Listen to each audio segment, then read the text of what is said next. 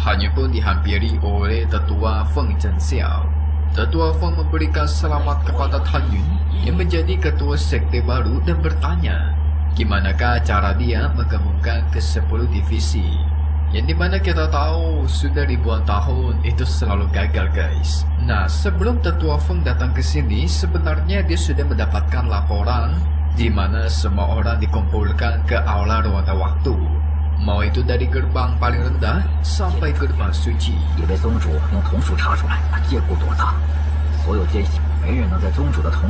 Tujuannya Tanyun ingin mencari semua mata-mata yang masih tersisa yang bersembunyi, guys.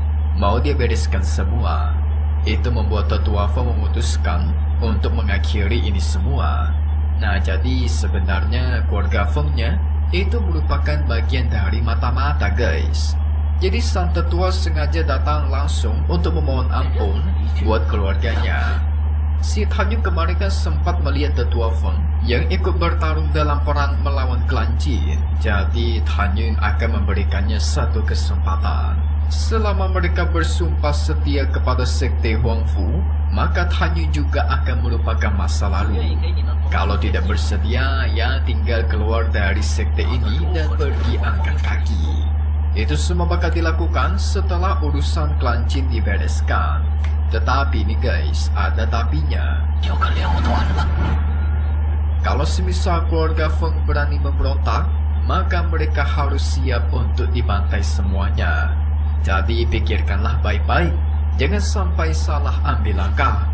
Sang tetua Feng yang sudah paham pun, dia berterima kasih dan pamit pergi dari sana. Masih mikir-mikir dia guys, akan mengambil keputusan macam apa. Sementara itu Suping yang kesepian, dia terus menunggu kedatangan gurunya. Sungguh sedih hati ini. Hujan hatiku tidak kunjung datang katanya. Tetapi tidak lama dari itu keluar. Muncullah si Tanyun dalam mode abah. Saking kangennya, Suping langsung menghampirinya penuh dengan semangat. Dia sempat takut gurunya tidak bisa menemui dirinya lagi. Apalagi kalau dihitung-hitung, sudah 11 tahun mereka tidak bertemu guys. Itu karena si Tanyun yang memperkuat diri baru bisa kembali ke sekte untuk balas dendam. Nah, disinilah Suping menagih janji untuk melihat sosok asli gurunya. Tentu Tanyun ingat dong, tetapi dia pastikan supaya jangan marah ketika melihat sosok aslinya nanti. Tapi sebelum dia melihat mukanya, si Suping pengen mengajak dia pergi ke sebuah tempat, yaitu di depan gedung penjara. Kalau kalian lupa, dulu si Suping di penjara di sini oleh seorang tetua botak mesum alias Chow Yun guys. Waktu itu si Chow Yun memaksa Suping untuk menikahinya. Nah, di situ jugalah Suping hampir meninggoy. Tetapi muncullah Tanyun dalam mode guru yang menyelamatkannya. Dari situ juga, walaupun Suping tidak mengenali muka asli gurunya, tetapi dia sudah menaruh perasaan cintanya. Hehe. Makanya tempat ini sangat berarti bagi Suping dan penuh akan memori. Kalian pasti bertanya-tanya juga kan? Selain si Suping, di manakah ketua Tang Xingyi? Iya juga ya, kemana dia? Ternyata dia sudah lama meninggalkan sekte tepat beberapa tahun yang lalu guys, sebelum terjadinya perang.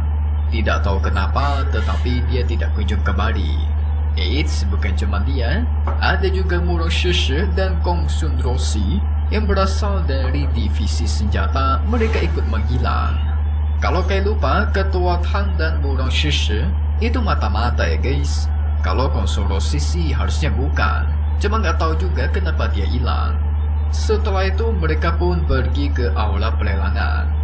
Nah, di sini juga pertama kali si Tanyun menemui Suping dan menjadikan dia sebagai muridnya guys. Bahkan waktu itu si Tanyun memperlakukan dia sangat dingin. Ya wajar aja ya.